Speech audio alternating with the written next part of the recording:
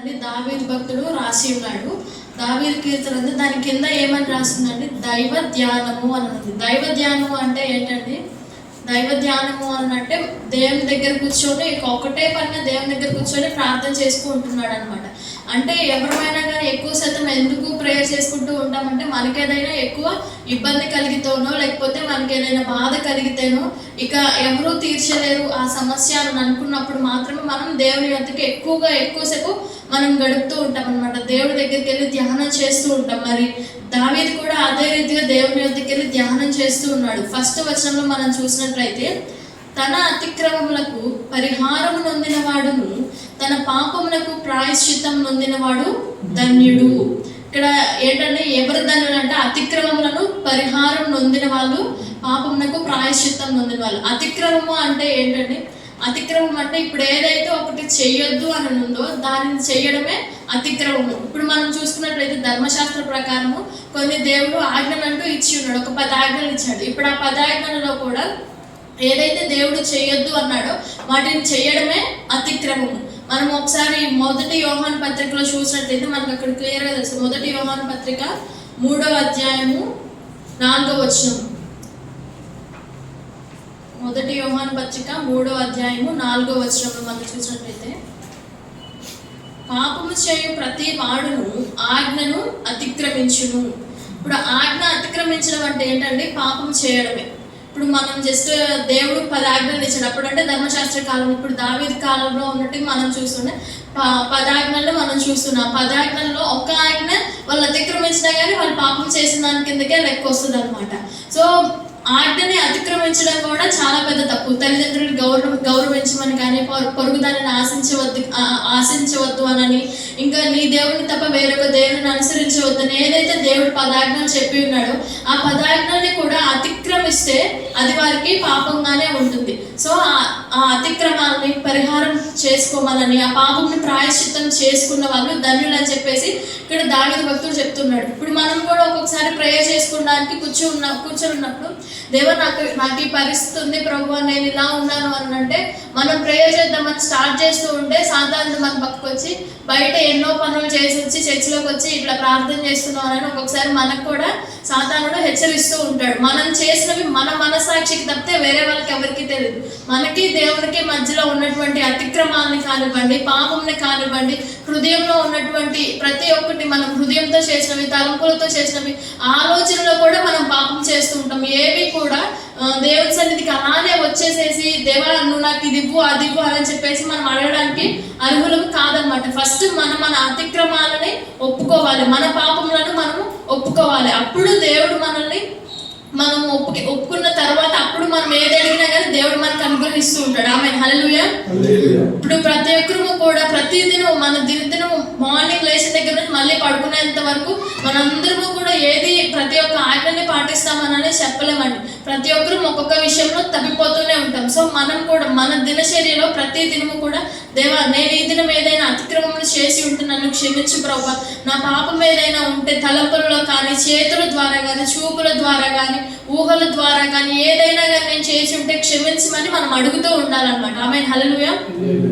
ప్రతి ఒక్కరు కూడా అట్లా అడిగితే అప్పుడు మనము ధన్యత్వంలోనికి వెళ్తాము. 2వ వచనంలో మనం చూసినట్లయితే, యెహోవా చేత నిర్దోషి అని ఎంచబడిన వాడు ఆత్మలో కపటము లేనివాడు ధన్యుడు. ఇక్కడ ఏంటంటే యెహోవా చేతనే నిర్దోషి అని ఎంచబడాలంట. ఇక్కడ మనము ఉన్న ప్రతి ఒక్కరు కూడా మన మనసాక్షులు మనం పరీక్షించుకున్నట్లయితే మనం ఎవరు నిర్దోషులం కాదు కదండి. మన హృదయాన్ని మనం స్వపరీక్ష చేసుకుంటే మనకు మాత్రమే తెలిసింది, దేవుడికి మాత్రమే తెలిసింది అది మనం నిర్దోషత్వం కలిగి ఉన్నామా దోషులమా అని చెప్పేసి. కానీ ఇక్కడ దేవుని ద్వారా మనము నిర్దోషులముగా ఎంచబడాలి. ఏంటంటే మనం నిర్దోషులుగా ఎంచబడాలి. ఎప్పుడు మనం నిర్దోషులుగా ఎంచబడతాము అని అంటే మనం ఎప్పుడైతే యథార్థ హృదయంతో ఎటువంటి కపటమైనటువంటి మనస్సు లేకుండా ఆయన సన్నిధిలో కూర్చొని దేవా నేను ఈ తప్పు చేశాను, నీకు మరుగైనది ఏదీ లేదు, నేను కూర్చుండుట లేచుట ప్రతిదీ చూస్తూ ఉన్న దేవుడో ప్రభా, అయా నాలో ఉన్న ప్రతి పాపమును కడగమని చెప్పేసి మనం చెప్పినట్లయితే అప్పుడు దేవుడు మనల్ని నిర్దోషులుగా ఎంచుతాడు. ఆమేన్ హల్లెలూయా. ఆత్మలో కూడా కపటము లేకుండా ఉండాలి. పైకి మానవ రీతిగా మనం ఉన్న శరీరంగా కపటం కాదండి, ఆత్మలో కూడా కపటంగా ఉండకూడదంట. కొంతమంది పైకి బాగానే ఉన్నా కానీ ఆత్మీయంగా కానివ్వండి, కొన్ని సిచ్యువేషన్స్ ఎవరైనా కానీ కపట మనసు అనేది వచ్చేస్తుంటుంది. అంటే వాళ్ళు అలా ఉన్నారు, నేను ఇలా ఉన్నాను, వాళ్ళు అలా బ్లెస్సింగ్స్ పొందుకుంటున్నారు, వాళ్ళకే ఎక్కువ ప్రయారిటీ ఇస్తున్నారు అని చెప్పేసి అట్లా కపటమైన మనసు వచ్చేస్తూ ఉంటుంది. కానీ మనం ఆత్మలో కూడా కపటం అనేది మన హృదయాల్లోకి రానివ్వకూడదు అనమాట. ఆమె అట్లా ఉన్న వాళ్ళని దేవుడు ధన్యులుగా ఎంచుతూ ఉన్నాడు. ఇక్కడ 1-2 వర్షాలు మనం చూసుకున్నట్లయితే అసలుకి దావీదు ఇప్పుడు మనమే ఉన్నామండి, మనం ఏదైనా ప్రేయర్ చేసుకోవాలని అంటే సంఘంలో ఉంటే ప్రార్థన చేయాలని అంటే అప్పుడు ఏం చేస్తాం, దేవా నా పాపములను నేను ఒప్పుకుంటున్నానని మనం గబక్కనే చేసేస్తామా? ఎందుకంటే చేయలేము. మన పాపములు మన వరకే తెలుసు, మనం ఏం చేసామో మనకే తెలుసు. ఎదుటి వాళ్ళకి చూస్తే అయ్యో నేను ఇట్లాంటి పాపం చేశానని నన్ను వాళ్ళు హేళనగా చూస్తారు, అలా చూస్తారు, ఇలా చూస్తారు అని చెప్పేసి మనము దాచిపెట్టుకుంటూ ఉంటాం. కానీ ఇక్కడ దావీదు భక్తుడు ఎంతో వినయంతో దేవుని యందు భక్తులు కలిగి తన అతిక్రమాలనేమి, పాపమునేమి, నిర్దోషత్వమును సమస్తమును కూడా ఒప్పుకొని దేవుని సన్నిధిలో ఎట్టి రీతిగా పాప క్షమాపణ కోరుకుంటూ ఉన్నాడు. ఆమేన్, హల్లెలూయా. 3వ వచనంలో మనం చూసినట్లయితే నేను మౌనునై ఉండగా ఆర్తధ్వని వలన నా ఎముకలు క్షీణించినవి, దివారాత్రులు నీ చెయ్యి నా మీద బరువుగా ఉండెను, దివారాత్రులు నీ చెయ్యి నా మీద బరువుగా నుండెను, నా సారము వేసవి కాలంలో ఎండినట్టాయను. నేను మౌనునై ఉండగా అంటే ఇప్పుడు మనం ప్రేయర్ చేసుకోవడానికి కూర్చున్నప్పుడు ఏంటంటే మన పాపంలో అవన్నీ మనకు గుర్తొస్తే మనకి ఫస్ట్ ప్రేయర్ రాదన్నమాట. ఏంటంటే మనం సైలెంట్ అయిపోతాం, అయ్యో నేను ఈ స్థితిలో ఉన్నానా, ఇట్లా ఉన్నా కానీ దేవుడు నన్ను ప్రేమిస్తూ ఉన్నాడా అని చెప్పేసానని మనకి కన్నీరు మాత్రమే వస్తుంది. అట్లాంటి టైంలో దావీదు ఏమంటున్నాడు, నేను మౌనునై ఉన్నాను ప్రభా. ఆ టైంలో నా ఆర్తి ధ్వని వలన నా ఎముకలు క్షీణిస్తూ ఉన్నాయి. మనం కూడా ప్రేయర్ చేద్దామని కూర్చున్నప్పుడు మనకి మన యొక్క పాపములు కానివ్వండి, దోషములు సమస్తములు గుర్తొచ్చినప్పుడు మనకి కన్నీరు మాత్రమే వస్తుంది. మన ఎముకలు కానివ్వండి, మన బలము సరిపోదన్నమాట ప్రార్థన చేయడానికి కదా. ప్రతి ఒక్కరు కూడా అట్లా మౌనులుగా ఉండి కన్నీటితో ప్రార్థన చేసే ఆర్త ధ్వని వలన మన ఎముకలు క్షీణించిపోయేంత స్థితిలోనికి మనం ప్రార్థన చేసుకున్నట్లయితే ప్రతి పాపమును దోషమును దేవుడు కడిగి వేస్తాడు. ఆమేన్, హల్లెలూయా. ఇప్పుడు రక్షణ తీసుకున్నారు అని అంటే వాళ్ళ పాపమును దోషమును కడిగేసాడు దేవుడు, అక్కడితో కంప్లీట్ అయిపోయింది. కానీ వన్స్ బాప్తిస్మం తీసుకున్న తర్వాత మళ్ళీ ఎవరైతే మళ్ళీ తెలిసి దేవుడు ఆజ్ఞను అతిక్రమిస్తారో, ఎవరైతే పాపం చేస్తూ ఉంటారో మరి వాళ్ళందరి పరిస్థితి ఏంటంటే మళ్ళీ బాప్తిస్మం తీసుకుంటూ ఉండాలా? మళ్ళీ దేవా నేను పాపిని అని చెప్పేసి పద్దాకు వెళ్ళి పాస్టర్ గారు నాకు రక్షణ ఇవ్వండి, బాప్తిస్మం ఇవ్వండి అని అంటే అది కుదురుతుందా? ఈ లోక ఆచారంగా కుదరదు కదా. కాబట్టి ప్రతి ఒక్కరు కూడా పౌలు భక్తుడు చెప్తూ ఉంటాడు, దినదినము నేను చనిపోవచ్చు ఉన్నాను గొర్రె పిల్ల వలె అని చెప్పేసానని.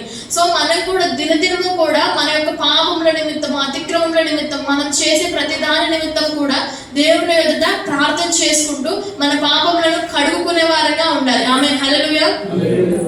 5వ అధ్యాయం 5వ వచనం మనం చూసినట్లయితే నా దోషమును కప్పుకొనక నీ ఎదుట నా పాపము ఒప్పుకొంటిని, యెహోవా సన్నిధిని ఒప్పుకొందుననుకొంటిని. నీవు నా పాప దోషమును పరిహరించును. ఇక్కడ ఏం చెప్తున్నాడు, నా దోషమును కప్పుకోవట్లేదు ప్రభా, నేను నీ ఎదుట నా పాపమును ఒప్పుకుంటూ ఉన్నాను, నీ సన్నిధానంలో నా అతిక్రమములు ఒప్పుకుంటూ ఉన్నాను. ఇదే రీతిగా జ్ఞాని అయిన సొలొమోను భక్తుడు కూడా రాస్తుంటాడు చూడండి. సామెతల గ్రంథము 28వ అధ్యాయము 13వ వచనంలో, సామెతల గ్రంథము 28వ అధ్యాయము 13వ వచనము, సామెతల గ్రంథము 28వ అధ్యాయము 13వ వచనము. అతిక్రమములను దాచిపెట్టువాడు వర్ధిల్లడు, వాటిని ఒప్పుకొని విడిచిపెట్టువాడు కనికరము పొందును. ఆమేన్. ఇక్కడ మనం చూసినట్లయితే అతిక్రమములను దాచిపెడితే వాళ్ళు ఏమవుతారంటే వర్ధిల్లరు అనమాట. ఏ విషయంలో వర్ధిల్లు, అసలు ఏ విషయంలో కూడా ఫైనాన్షియల్ గా కానివ్వండి, స్పిరిచువల్ గా కానివ్వండి, అదే రీతిగా వారికి ఉన్నటువంటి బలహీనతల నుంచి దేని నుంచి కూడా దేవుడు వాళ్ళని వర్ధిల్లింప చేయడు. ఎందుకంటే వాళ్ళ ఎదుట వారికి ఉన్నటువంటి అతిక్రమాలు దేవుడికి వాళ్ళకి మాత్రమే తెలుసు కాబట్టి అతిక్రమాలను విడిచిపెట్టకుండా వాటిని ఒప్పుకోకుండా వాళ్ళు అలానే ఉంచుకున్నట్లయితే దేవుడు వాళ్ళని వర్ధన చేయడు. ఎవరైతే వాటిని ఒప్పుకొని విడిచిపెడతారో వాళ్ళందరూ ఏమవుతారంటండి, కనికరము పొందుతారు. ఇక్కడ దావీదు కూడా అదే చెప్తూ ఉన్నాడు, నా దోషమును కప్పుకొనక నీ ఎదుట నా పాపము ఒప్పుకొంటిని, యెహోవా సన్నిధిని నా అతిక్రమములు ఒప్పుకొందును అనుకుంటుని. అప్పుడు వెంటనే లాస్ట్ లైన్ ఏం చెప్తున్నాడు, ఒప్పుకున్నారు అయిపోయిన ప్రభు అంటే అప్పుడు దేవుడు ఏం చేశాడంటే, నీవు నా పాప దోషమును పరిహరించి ఉన్నావు అంటే ఎప్పుడైతే ఒప్పుకున్నాడో దావీదు వెంటనే దేవుడు నువ్వు ఎన్నిసార్లు తిరగబడి ఉన్నావు, నువ్వు ఎన్నిసార్లు పాపం చేసావు, నేను నీ ప్రార్థన ఆలకించును, నేను నీకు జవాబు ఇవ్వను, నేను నిన్ను వర్ధన చేయను అని అనలేదు. వెంటనే దేవుడు ఏం చేశాడంటే ఎప్పుడైతే దావీదు ఒప్పుకొని ఉన్నాడో వెంటనే దేవుడు తన యొక్క పాప దోషం అంతటినీ కూడా పరిహరించి ఉన్నాడు. ఆమె హల్లెలూయా. మనకు కూడా ఎప్పుడైతే మన దోషములను కానివ్వండి, మన పాపములను కానివ్వండి కప్పుకొనగా దేవుని సన్నిధిలో ఒప్పుకునే వారంగా ఉంటే దేవుడు అప్పుడు మన అతిక్రమాలు కానివ్వండి, పాపములు, దోషములు సమస్తమును కూడా పరిహరించేవాడుగా ఉండును గాక. మనమందరం కూడా అట్లా పాపముల నిమిత్తము ప్రతి ఒక్కరు కూడా ఒప్పుకునే వారంగా ఉండాలి. దేవుని నామానికి మహిమ కలుగును గాక. 6వ వచనం మనం చూసినట్లయితే, కావున నీ దర్శన కాలమందు భక్తి గల వారందరూ నిన్ను ప్రార్థన చేయుదురు. విస్తార జల ప్రవాహములు పొరలి వచ్చినను నిశ్చయముగా అవి వారి మీదికి రావు. ఇక్కడ పైన 5 వచనాలు మనం చూసుకున్నట్లయితే, దేవా నేను ఇట్లా ఉన్నాను, నా పాపం నా అది మొత్తం అంతా ప్రార్థన చేశాడండి. కానీ ఇక్కడ 6వ వచనం నుంచి అయితే మనకి డిఫరెంట్ ఉంటుంది అనమాట. ఏంటంటే ఎవరైతే పాపంలో ఒప్పుకుంటారో, ఎవరైతే దోషంలో ఒప్పుకుంటారో, ఎవరైతే దేవుని సన్నిధానంలో యథార్థంగా నీతిగా జీవిస్తారో వాళ్ళకి దేవుడు ఏం చేశాడంటే, నీ దర్శన కాలమందు భక్తి గల వారందరూ నిన్ను ప్రార్థన చేయరు. ఇప్పుడు ఎంతవరకు దేవుడు ఒక్కొక్కరికి ఒక్కొక్క టైం ఇస్తూ ఉంటాడు. అనుకూల సమయం అనేది దేవుడు ఇస్తూ ఉంటాడు. వాళ్ళు రక్షణ తీసుకున్నారు, అయిపోయింది. రక్షణ తీసుకున్న తర్వాత కూడా మళ్ళీ వెనకకు తిరిగిన బిడ్డలకి దేవుడు హెచ్చరిస్తూ ఉంటాడు. దైవ సేవకుల ద్వారా కానివ్వండి, అనేక మంది ద్వారా మాట్లాడుతాడు. అయినప్పటికీ వారు దేవుని తట్టు తిరగకపోతే దర్శన కాలమందు భక్తి గల వారందరూ నీ వద్దకు వచ్చి నిన్ను ప్రార్థన చేయలాగున దేవుడే వాళ్ళని దేవుని తట్టుకు తిప్పుకుంటాడంట. ఆమె హల్లెలూయా. ప్రతి ఒక్కరు కూడా భక్తి గల వారందరూ కూడా దర్శన కాలం ఒకనొక టైం వస్తుంది, ఒక్కొక్క బిడ్డకి ఒక్కొక్క టైం వస్తుంది. ఎవరైతే వెనక్కి తిరిగిపోయారో వాళ్ళందరూ కూడా మళ్ళీ దేవుని తట్టు తిరిగి ప్రార్థన చేసుకునే టైంని దేవుడు వాళ్ళకి ఇస్తాడు. వాళ్ళు ఎలా వస్తారంటే, విస్తార జల ప్రవాహములు పొరలి వచ్చినను నిశ్చయముగా అవి వారి మీదకి రావు. భక్తి గల వారందరూ ప్రార్థన చేసినప్పుడు వాళ్ళ మీదకి అంతకుముందు వాళ్ళు చేసిన పాప దోషములు ఏమైనా ఉండనివ్వండి, అవన్నీ కూడా విస్తార జల ప్రవాహంలో పొరలు వచ్చినట్టు వచ్చినా కానీ దేవుడు వాళ్ళ మీదకి వాటన్నిటిని తప్పించినట్టు నిశ్చయముగా కన్ఫర్మ్ గా చెప్తున్నాడు. నువ్వు ఒక్కసారి నా వైపు తిరిగి నీ పాపములన్నింటినీ ఒప్పుకున్నావు అనుకో, ఎన్ని వచ్చినా కానీ నీ మీదకి నేను వాటిని యాక్సెప్ట్ చేయను. యోగు అయితే చెప్పాడు, సాతానికి చెప్పాడు, నువ్వు ఏదైనా చెయ్యి, యోగు నా విశ్వాసంలో ఉంటాడు అని చెప్పేసి. కానీ ఇక్కడ దేవుడు ఏం చెప్తూ ఉన్నాడంటే, మీరు ఒక్కసారి పాపంలో ఒప్పుకొని నా తట్టు తిరిగినట్లయితే ఎటువంటి ప్రవాహంలో వచ్చినా కానీ, విస్తార జల ప్రవాహంలో పొరలు వచ్చినా కానీ వాటన్నిటిని కూడా నీ మీదకి రాకుండా నేను కాపాడుతానని చెప్పి దేవుడు చెప్తూ ఉన్నాడు. 7వ వచనంలో మనం చూసినట్లయితే, నా దాగుచోటు నీవే, శ్రమలో నుండి నీవు నన్ను రక్షించెదవు, విమోచన గానములతో నీవు నన్ను ఆవరించెదవు. ఏంటంటే ఇక్కడ ఒకవేళ ప్రతి ఒక్క పరిస్థితిలో కూడా మనకి దాగుచోట అనేది ఉండాలన్నమాట. ఇప్పుడు మనకి ఏదైనా పరిస్థితి వచ్చింది, ఇరుకు ఇబ్బందులు వచ్చినాయి, అప్పుడు మనం వెళ్ళి ఆశ్రయంగా ఉండడానికి మనకి గృహమే ఉంది. కానీ మనం ఆ స్థితిలో నుంచి తప్పించబడాలంటే మనకి మన రక్షణ దుర్గం అనేది కావాలి. మన రక్షణ దుర్గము దేవుడే అని చెప్పేసి ఇక్కడ చెప్తూ ఉన్నాడు దావీదు భక్తుడు. నా దాగుచోటు నీవే ప్రభు, నేను దాక్కోవడానికి స్థలం ఇచ్చిన వాడవు నీవే, శ్రమను రక్షించి వాడవు నీవే ప్రభు, విమోచన గానములతో నీవు నన్ను ఆవరించదు. మనము ఏ స్థితిలో ఉన్నప్పటికీ మనం కన్నీరు కాల్చి ప్రార్థన చేస్తూ ఉన్నప్పుడు దేవుడు నేను నిన్ను రక్షిస్తాను, నా బిడ్డను భయపడొద్దు అని చెప్పేసానని దేవుడు మనకు తోడుగా ఉంది. శ్రమలో కూడా మనల్ని విడిపించేవాడు, రక్షించేవాడుగా ఉన్నాడు. ఆమేన్ హల్లెలూయా. మనము ఆ స్థితిలో ఉన్నప్పుడు శ్రమలో నుంచి మనల్ని రక్షించి విమోచన గానములతో మనల్ని ఆవరించి 8వ వచనంలో ఏం చేస్తాడంటే, నీకు ఉపదేశం చేసేదను నీవు నడవలసిన మార్గము నీవు బోధించేదవు. నీవు నడవవలసిన మార్గమును నీకు బోధించేదను. నీ మీద దృష్టి ఉంచి నీకు ఆలోచన చెప్పేదను. ఎవరైతే దేవుని ఆనుకొని ఉంటారో ఇక మొత్తం అంతా పాపములన్నీ కడిగేసుకుంటారో ఇక అప్పుడు దేవుడు వాళ్ళకి ఏం చేస్తాడంటే ఉపదేశం చేస్తుంటాడు. ఇప్పుడు కొన్ని సిచ్యువేషన్స్ లో మనకు కూడా దేవా నేను ఏం చేయలేని పరిస్థితిలో ఉన్నాను, ఏం చేయాలో నాకు అర్థం కావట్లేదు, నాకు సహాయం చేయి ప్రభువా మనం దేవుడిని అడిగితే దేవుడు మనకి ఉపదేశం చేస్తాడంట. మనం ఏ మార్గంలో నడవాలి, ఎటువంటి మార్గము ఏది సరళమైనది, ఏది తిన్నని మార్గమో దేవుడు మనకి బోధించి మన మీద దృష్టి ఉంచి దేవుడే మనకి ఆలోచన చెప్తాడు. మనం ఒక్కొక్కసారి నేనేం చేయాలనండి మన తల్లిదండ్రులు కానివ్వండి, మన తోబుట్టువుల్ని కానివ్వండి, స్నేహితులు కానివ్వండి, బంధుమిత్రులను అడుగుతూ ఉంటాం. కానీ దేవుడు చెప్తున్నాడు నీకు ఉపదేశం చేయవాడు నేనే నీకు ఆలోచన చెప్పేదాన్ని, నీవు నడవవలసిన మార్గంను కూడా నేనే బోధిస్తానంటున్నాడు. కానీ ఇవన్నీ దేవుడు ఎప్పుడు చేస్తానంటున్నాడు అండి, ఎవరైతే ఆయన సన్నిధానంలోనికి వచ్చి ఆయన వారి యొక్క పాపములను కానివ్వండి, దోషములను కానివ్వండి ఒప్పుకొని ఎవరైతే ఆయన సన్నిధిలో యథార్థంగా ఉంటారో వారికి దేవుడు ఉపదేశం చేస్తానంటున్నాడు, నడవవలసిన మార్గంను బోధిస్తానంటున్నాడు, వారి మీద దృష్టి ఉంచి వారికి ఆలోచన చెప్తానంటున్నాడు. ఆమేన్, హల్లెలూయా. 9వ వచనంలో మనం చూసినట్లయితే బుద్ధి జ్ఞానము లేని గుర్రము వలనైనను కంచర గాడిద వలనైనను మీరు ఉండకుడి. అవి నీ దగ్గరకు తేబడినట్లు వాటి నోరు వారుతోను కళ్ళెముతోను బిగింపవలను. ఇక్కడ ఏం చెప్తున్నా, బుద్ధి జ్ఞానములు లేని గుర్రము వలనైనను కంచర గాడిద వలనైనను మీరు ఉండొద్దు. ఇప్పుడు గుర్రమును కంచర గాడిదని ఎందుకు పోల్చానంటే గుర్రము ఎక్కువ ఏం చేస్తుంది, పరిగెడుతూ ఉంటుంది. ఎటువంటి స్థితిలో నుంచి తప్పించుకోవడానికైనా కానీ సమర్థవంతురాలన్నమాట. సమర్థవంతమైన జంతువు ఏదంటే గుర్రమే అన్నమాట. ఎందుకంటే దానికి ఉన్నటువంటి హార్స్ పవర్ దేనికి ఉండదు. ఎంత స్పీడ్గా పరిగెడుతుంది అంటే అది చాలా ఎక్కువ స్పీడ్గా పరిగెడుతుంది. మళ్ళీ కంచర గాడిదను ఎందుకు పోల్చారంటే గాడిద బరువుల్ని మోస్తుంది. ఎంత బరువు అయినా కానీ గాడిద మోస్తూ ఉంటుంది. సో మనం కూడా ఎటువంటి స్థితిలో ఉన్నా కానీ, ఎటువంటి అపాయంలో ఉన్నా కానీ దాని నుంచి తప్పించబడడానికి దేవుడు గుర్రములతో పోల్చాడు, కంచర గాడిదలతో పోల్చాడు. కానీ కొన్ని గుర్రాలు, కొన్ని కంచర గాడిదలు బుద్ధి జ్ఞానం లేని వాటిగా ఉంటూ ఉన్నాయి కదండి. ఇక్కడ ఏమంటే బుద్ధి జ్ఞానం లేని గుర్రము వలనైనను కంచర గాడిద వలనను మీరు ఉండొద్దు.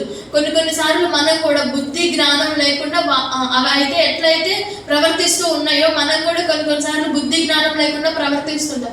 కానీ వాటి వల్ల మీరు ఉండకుండా అవి నీ దగ్గరకు తేబడినట్లు వాటి నోరు వారుతోనూ కళ్ళెముతోనూ బిగింపవలను.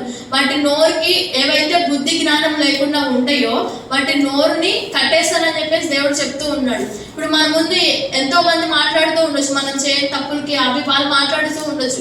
వాళ్ళు మాట్లాడుతూ ఉన్నప్పటికీ మనం సైలెంట్ గా ఉంటే దేవుడే వాళ్ళ నోరుని బిగించేస్తాడు. ఆమేన్, హల్లెలూయా. కళ్ళెముతో వారి నోళ్ళను బిగించుగాక. ఆమేన్. 10వ వచనం మనం చూసినట్లయితే భక్తిహీనులకు అనేక వేదనలు కలుగుచున్నవి, యెహోవా యందు నమ్మిక ఉంచు వారిని కృప ఆవరించుచున్నది.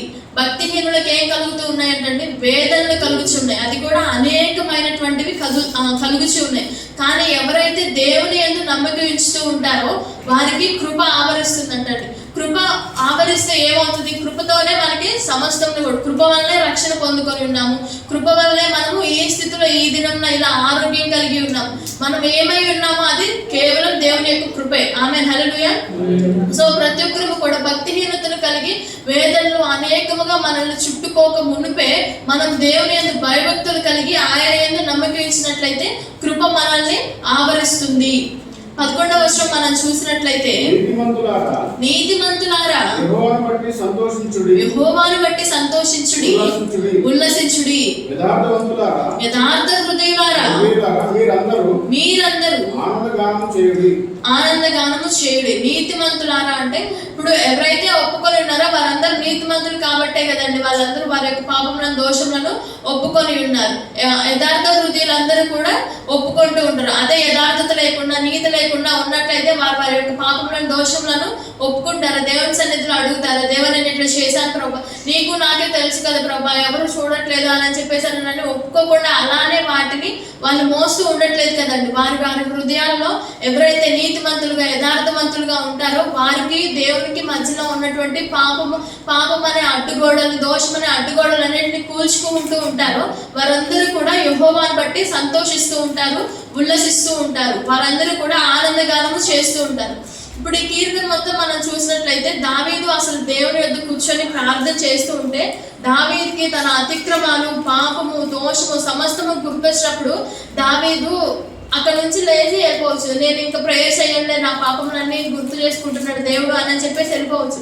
కానీ దావీదు అలా వెళ్ళిపోకుండా తన పాపము ప్రతి ఒక్కటి కూడా రహస్యమందు ఎవ్వరూ చూడట్లేదని మనము దావీదు ఎట్టి రీతిగా అయితే పాపములు చేస్తూ ఉన్నాడు, మనం కూడా అట్లనే పాపములు చేస్తూ ఉన్నాము. సో ఎట్లయితే దావీదు ఇక్కడ ప్రతి ఒక్కటి కూడా అతిక్రమాలు కానివ్వండి, పాపము కానివ్వండి, ఆయా సమస్తం ఎట్టి రీతిగా దావీదు మొత్తంలో ఒప్పుకొని దేవా నన్ను క్షమించు అని అడిగాడు. మనం కూడా దేవునికి మనకి మధ్యలో ఉన్నటువంటి ప్రతి అడ్డుగోడలన్నింటినీ కూడా ఒప్పుకొని వాటిని కూల్చివేసే స్థితిలోనికి మనం కూడా వెళుదుము కాక. ఆమేన్, హల్లెలూయా.